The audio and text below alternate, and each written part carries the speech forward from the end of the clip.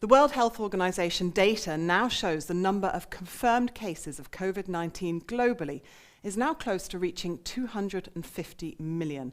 And to date, the virus has tragically cost more than 5 million lives. This figure, however, would have been significantly higher, but for the rapid research, development, certification, and distribution of vaccines to patients across the globe. With such global demand for a vaccine, the eyes of the world were on the entire process, right the way through to patient delivery. So, how did the pharmaceutical industry and its supply chain service providers rise to this challenge of not only expediting shipments of this life-saving cargo, but also ensuring its integrity and protecting its security? Well, to tell us more, we're delighted to welcome one of the world's leading authorities on pharmaceutical cargo security, Chuck Forsaith, Vice President of the Healthcare Distribution Alliance, and the voice of the 2,000 members of the Pharmaceutical Cargo Security Coalition. In this role, Chuck has lectured in the disciplines of pharmaceutical supply chain and site security for such organizations as the Federal Bureau of Investigation, the Food and Drug Administration, the Drug Enforcement Administration, the United States Department of Justice, United States Customs, and the Department of Homeland Security. Chuck joins us this morning from Virginia. Chuck, thank you so much for joining us so very early in the morning for you and for sharing your presentation, Operation Vax, and the security of global COVID vaccine distribution.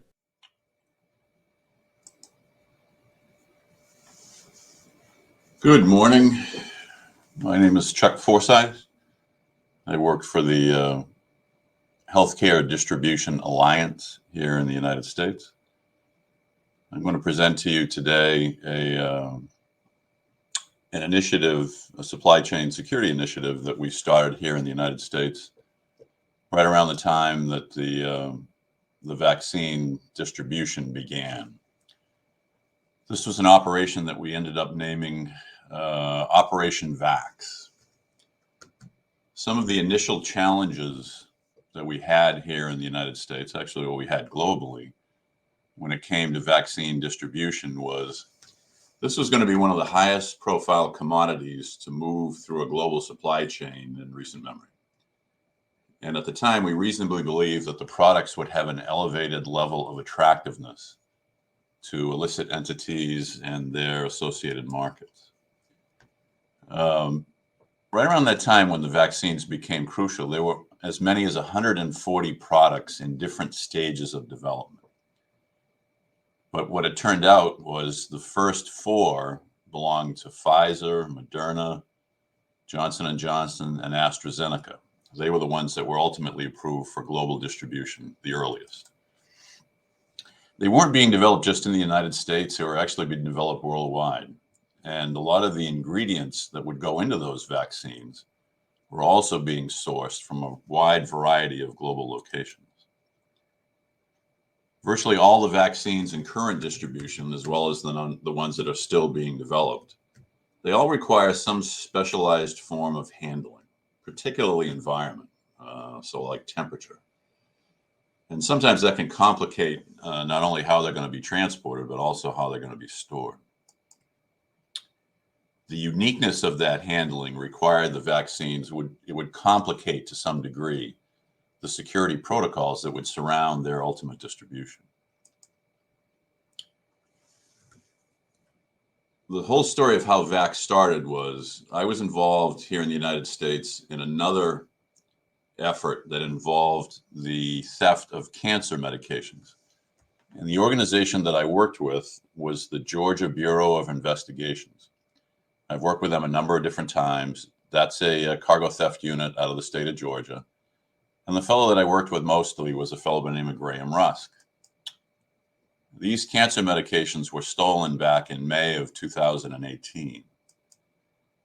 What we ended up doing, working together with the GBI, was we did a lot of tracing. We traced cell phone activity. We looked at social media interactions. We looked at internet marketplaces. And we looked at dark web activity. Searching all of those different entities, we were able to determine who it was that had taken the medications identify who they were, and arrest them for doing that. It gave us an idea of the methodology. It gave us an idea of how these people communicated.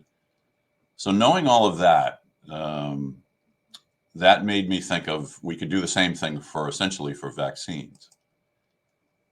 Now, to be able to do that, I had to elicit the support from a private entity.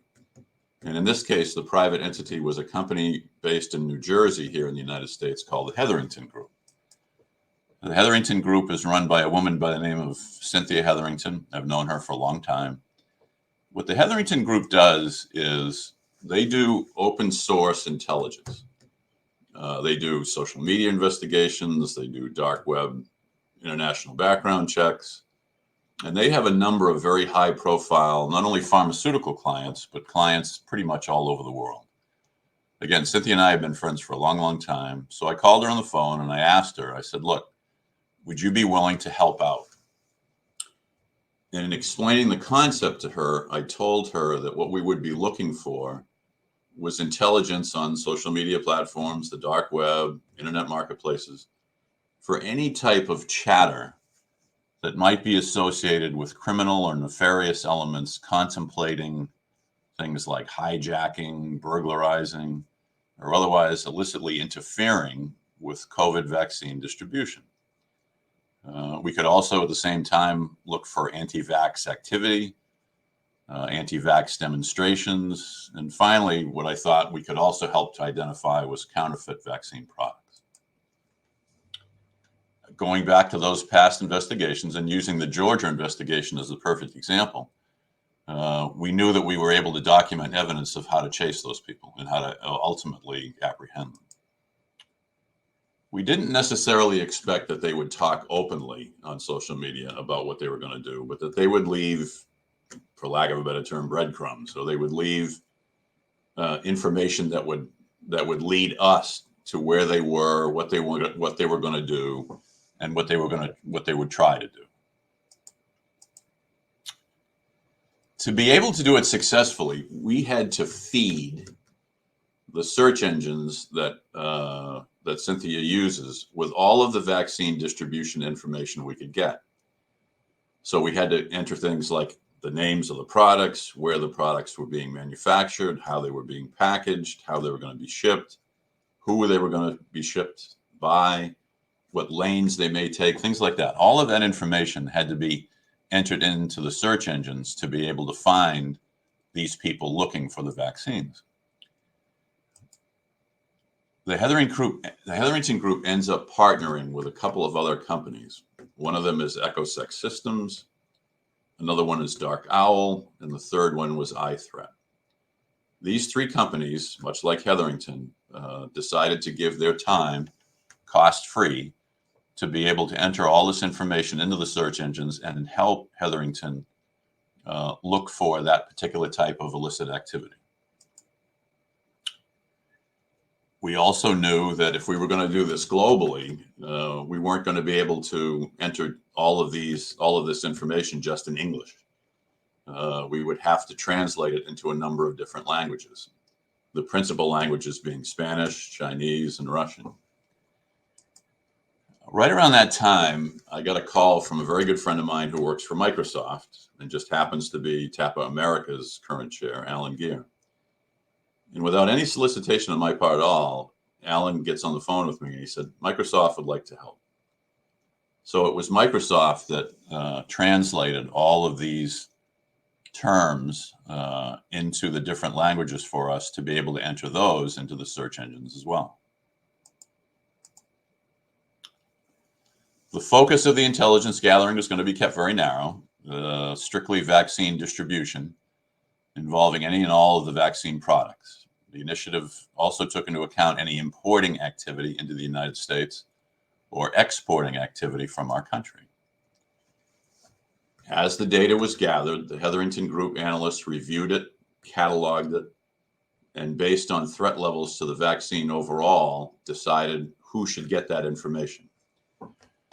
We had different members of the Operation Vax group, and I'll go through who those were here in just a second. But again, we were looking at people trying to intercept cargo shipments, people trying to steal cargo, cyber disruptions, things like that. Depending upon the sensitivity of the information, some of it was disseminated to all the Operation Vax members. Some of it was disseminated just to a specific Operation Vax member if that particular member was the target of the illicit activity. As the conduit and the dissemination point between all the data aggregators and members, Hetherington kept the lines of communication clear and appropriate, all to the best of their ability. These were some of the members that were into that group. Anyone that was an actual manufacturer of the vaccine. So we go back to Moderna, Johnson & Johnson, AstraZeneca, Pfizer, Biotech, all of the distributors here in the United States, McKesson, AmerisourceBergen, Cardinal Health. And then from the retail side, we had Walgreens as a member. Transportation entities that belonged to Operation Vax included FedEx, UPS, DHL, the Transnational Alliance to Combat Illicit Trade, the National Defense Logistics Association, the Pharmaceutical Security Institute, Healthcare Ready, RX360, they all participated in Operation Vax. Within the federal government here in the United States, what is now known as the Federal COVID Response, but was then known as Operation Warp Speed, were a part of that. And that was the United States military. U.S. Customs, the Pharmaceutical Center of Excellence and their targeting center, the FDA's Office of Criminal Investigations, the Department of Health and Human Services, the United States Marshals, all were parts of the operation, including the FBI. Two very highly regarded risk management firms, the Chertoff Group and the Edward Davis Company, also volunteered their time at no cost to be able to monitor the supply chains of these vaccines. So we had a pretty distinct advantage. I mean, we had all kinds of help, all kinds of things to take a look at. And depending upon the sensitivity, again, of what we found, it was either shared with the group as an entire whole or individually. Here's some examples of some of the things that we uncovered. For instance, in November of 2022, this is an article relating to the global online call to action to occupy Pfizer production sites. We helped Operation Warp Speed release infographics outlining how they would leverage existing networks and processes and partnerships to be able to protect the vaccines. We worked with Interpol. Interpol had put out a notice that organized criminal networks could be targeting COVID vaccines. Another article, COVID-19, hackers targeted vaccine cold supply chain networks. This came through IBM. And we were able to identify a number of places on the dark web where vaccines, what ended up being counterfeit vaccines, were for sale. Checkpoint Software Technologies was one of the outfits that was able to find a stream of posts on the dark net where these vaccines were advertised. Now, we knew that the vaccines weren't original vaccines because we were monitoring the manufacture of those vaccines, and we knew that there hadn't been any significant losses of the vaccine. So anything that was for sale out on the web had to be something that was counterfeit. TAPA got involved. TAPA APAC decided to hold a vaccine supply chain security webinar. We were very helpful with that. I'm very appreciative of that. And there were a number of members at Operation Vax that participated in that. Experts from TAPA, the Pharmaceutical Security Institute, and Eli Lilly shared their knowledge during that webinar. These were some of the diagrams that we helped what was then Operation Warp Speed put together, talking about the physical security measures around vaccine sites, and then some of the security that would be necessary to transport those vaccines to pharmacies, to healthcare facilities, and other points of distribution. A number of Operation Vax members assisted in creating this particular graphic. This was another graphic that we helped them put together. It talked about developing comprehensive security plans, preparing physical perimeter securities, crowd controls, things like that. Again, this was another co-effort between the government and those in Operation Vax.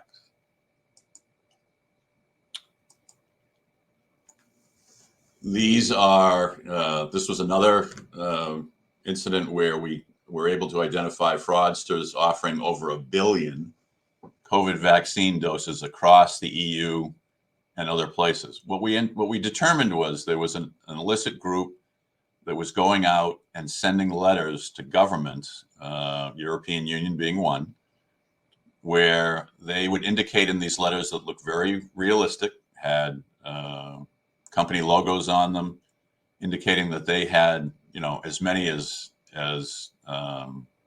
several 100 million vaccines for sale.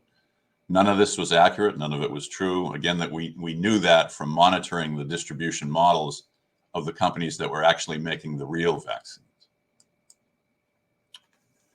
Here in the United States, 3 men from the Baltimore area in the state of Maryland ended up being caught and charged with a fraud scheme of purporting to sell COVID-19 vaccines back then. Another thing that we ran up against that was somewhat problematic was there were certain articles occasionally that would appear in media streams that would highlight the vaccines within distribution, and they would highlight the fact that that the products themselves were worth a lot of money. This was a particular article that was from Bloomberg, where it said vaccine shipments present a security challenge, quote unquote, worthy of a James Bond film. I hope you can appreciate this, but one of the things that we were trying to do during this effort, and we continue to do while the effort is still ongoing, is trying to downplay as much as we can everything that goes on around the distribution of the vaccines. Trying to draw as little attention to the vaccines as possible. There were articles like this. There were a couple of different ones in different periodicals that made that process somewhat difficult. I mean, it didn't make it impossible, but what we wanted to do was do this very quietly, as quietly as we possibly could. During these times, we saw some very bizarre methodologies of trying to take vaccines away. There were 2 vaccine vials stolen in Florida, and the press got a hold of that, and they were indicating that the vaccine vials were actually worth, they claimed that they were worth $5,000 each. The vials themselves, going back to manufacturers and things like that, were really, to be able to make each vial was only about $32 to $37 a dose.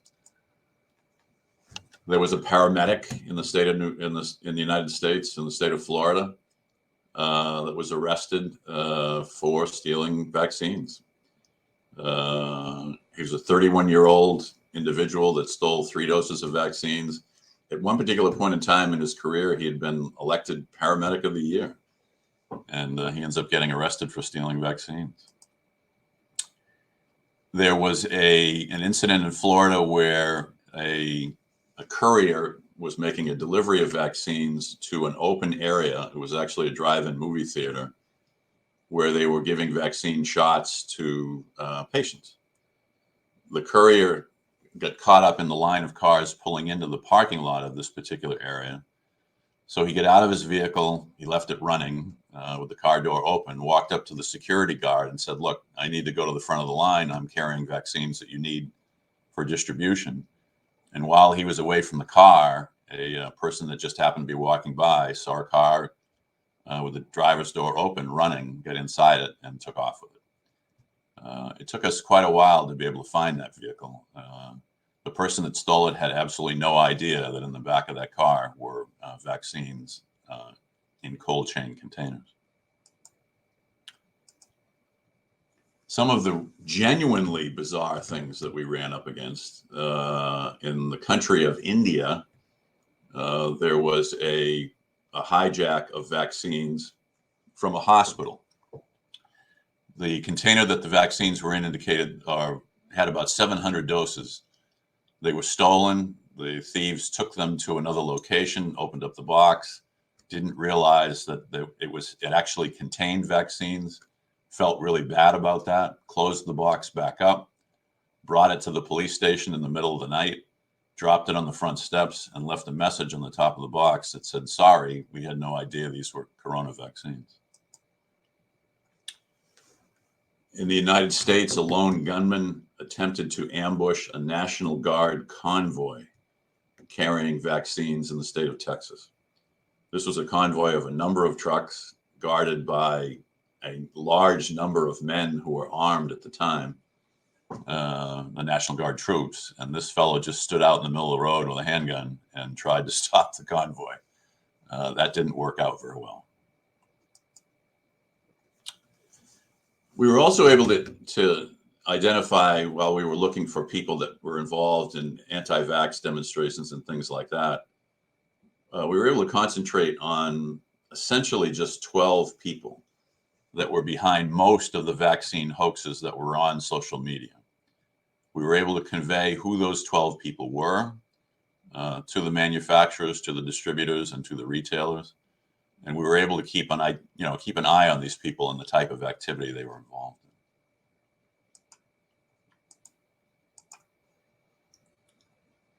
in. Okay, let's go back here.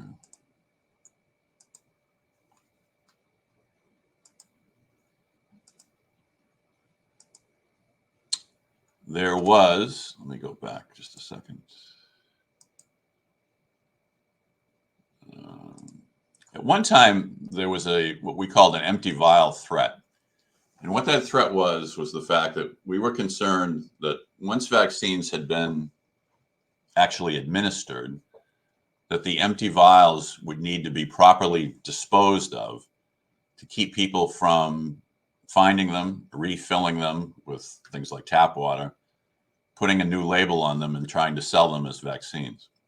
So we worked together with the United States government and with a lot of the distributors and put out warnings about how to discard vaccine vials properly, which involved either crushing the vaccine vials or marking them in a way where they could never be used again. Here are the results of this effort, and I'm very, very proud of this. To date, there have not been any large-scale vaccine losses involving trucks, trailers, or hijacks in any country in the world. To this date, there hasn't been any large-scale warehouse storage burglaries or robberies involving vaccines anywhere in the world.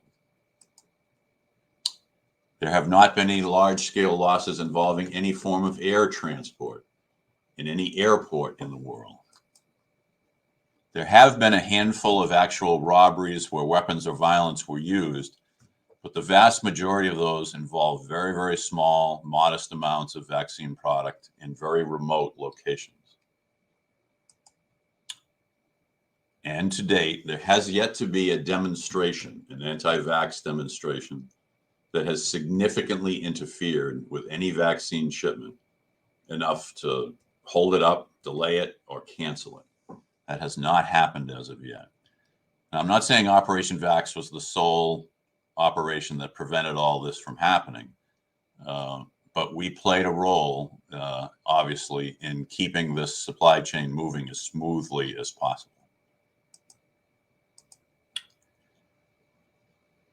There were, like I said, there were some isolated incidents of either counterfeiting or small amounts of theft that did occur throughout the world. We worked together with another group who created a medical product quality report. This was one of those reports that came from back in the summer, back in June of 2021. And it indicated a number of very small instances, just so that you know that this wasn't a complete wash across the board. But again, the global effort to keep vaccines safe and secure as they move through supply chains was significant. It was very, very, in my work in supply chain security for the last 17, 18, 19 years, it's amazing that we were able to do this.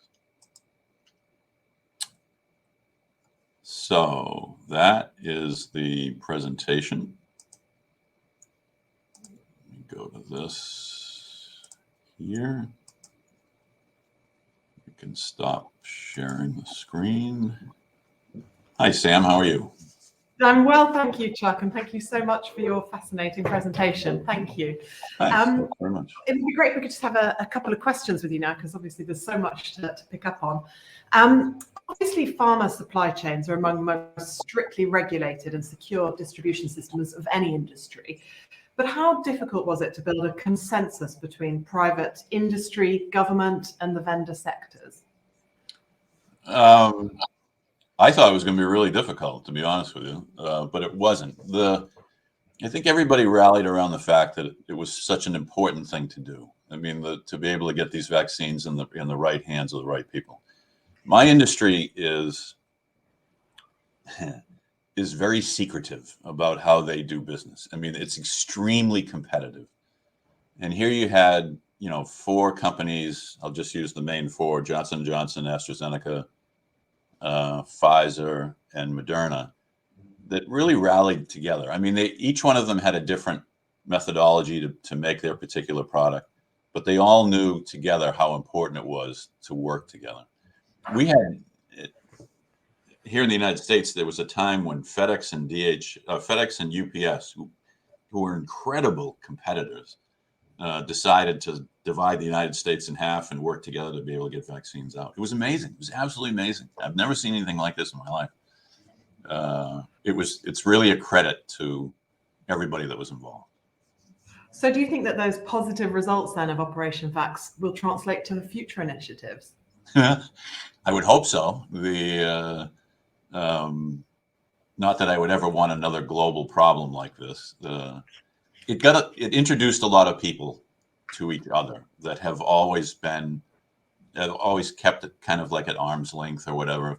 Now they know who each other are. I've had several calls on other issues that I'm working on where I now know people where I wouldn't have known them before.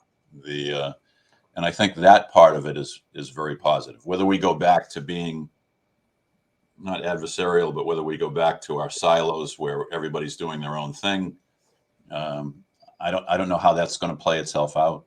But if we ever had to do this again, it'll be easier this next time, because we know how to develop those relationships.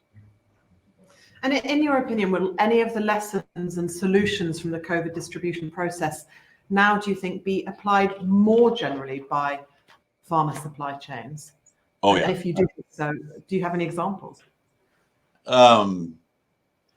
It introduced a number of companies. We went into areas where CAPA doesn't have a footprint. We went into areas where we would have to initiate supply chain security protocols where we've never done that before.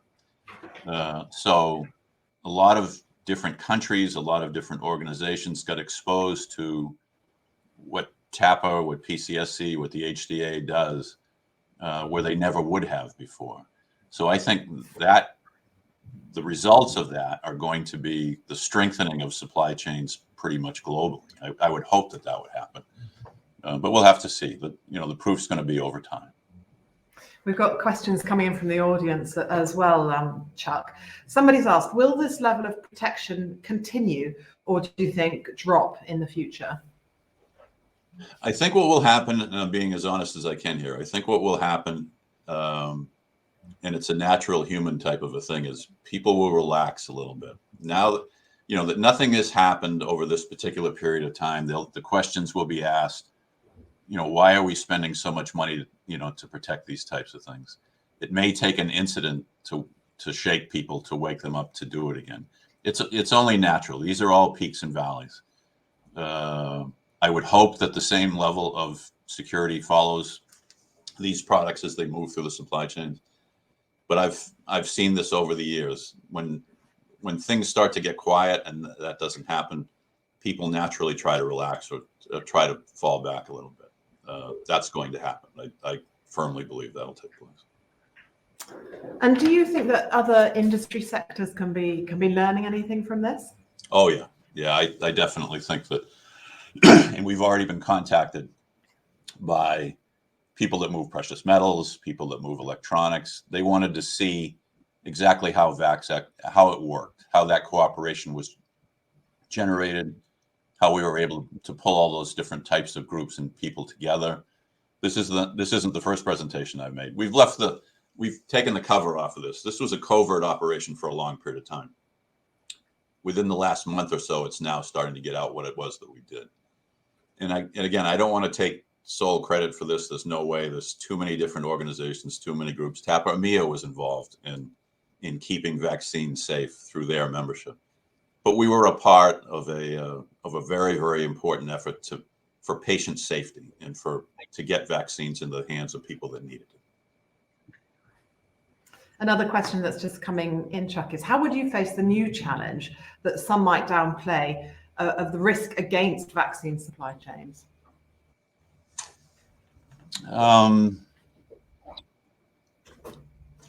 I wouldn't change much of what it is that we're doing now, again, because it's been successful. I mean, it would take an incident from an entity that we weren't used to, using a methodology that we'd never been exposed to before. There was a fear when we first started doing this that there was a number of countries in the world that weren't a part of any type of vaccine distribution network, and that there may be criminal elements that would try to get at the vaccines using methodologies that we had never seen before. So that was one of the reasons for the heightened level of security.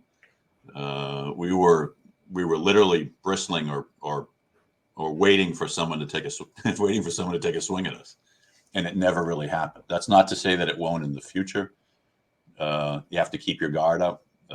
So that's the way we'll continue to look at it. With vaccines and boosters that are now coming out, and the fact that we're going to be taking vaccines, all of us, for pretty much the rest of our lives, at least the way it seems right now, that particular type of program surrounding that distribution is going to have to be maintained. Maybe we could have a quick talk about governments and other regulatory bodies now. Do you think that this whole experience has made governments and other regulatory bodies more understanding of the importance of resilient supply chains? Yes, I think so. There were times, I don't know what it was like in Europe or places like that, but there were times in the United States where we as an industry literally had to educate members of government as to how our distribution networks work. And I take that Operation Warp Speed was primarily run by the American military. There was a general, an Army general, his name was Perona, that actually directed that. Best of intentions, one of the nicest guys you'd ever meet, very efficient when it came to military distribution, but not really that well versed in pharmaceutical distribution. So we had to educate them. And it turns out that we've had to do that in a number of different other countries in the world. So I think there's a new appreciation for the importance of distributing critical medicines. And I'm hoping that those governments, now that they've been exposed to that, won't be nearly as restrictive when it comes to the things that we need to do to protect those products. Another question from the audience, Chuck, is how about the risks to vaccine supply chains in countries with less developed security systems? Again, I won't lie to you. I mean, there were certain places where vaccines would come off an aircraft, vaccines that were heavily guarded when the aircraft was loaded, heavily guarded when the aircraft landed and the vaccines were taken off, and then they were put in trucks and driven away, and no one had any idea how they were going to be protected from that particular point on.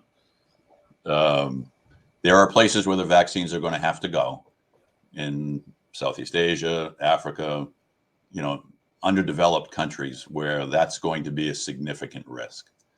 It continues to be a significant risk even today. How you handle that, it's a country by country basis. The manufacturers are heavily involved in protecting not only the integrity of the product, but their image as well. That's a tough job. I mean, that's very difficult when you start getting into some of the more underdeveloped countries in the world. But it is a process, and it's still being worked.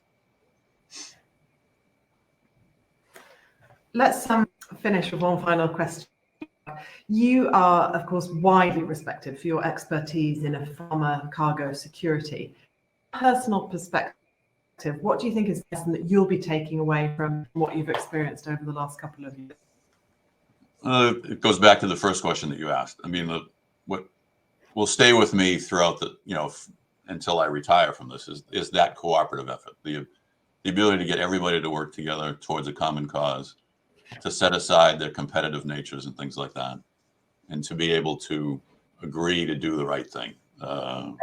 That is something that I'll always remember. And again, hopefully this never happens again on this particular type of scale. But if it was to occur again, I think we'll be much better prepared when that takes place. Chuck, it's been a really fascinating talk, and thank you so much for taking the time to answer so many questions as well. We really appreciate that. And thank you for reminding us what a vital role supply chain play in the health and well-being of the global population. And I'm sure that I speak for all of us when I say, please do pass on our special thanks to you for the role that they continue to play in keeping us safe. Chuck, thank you much.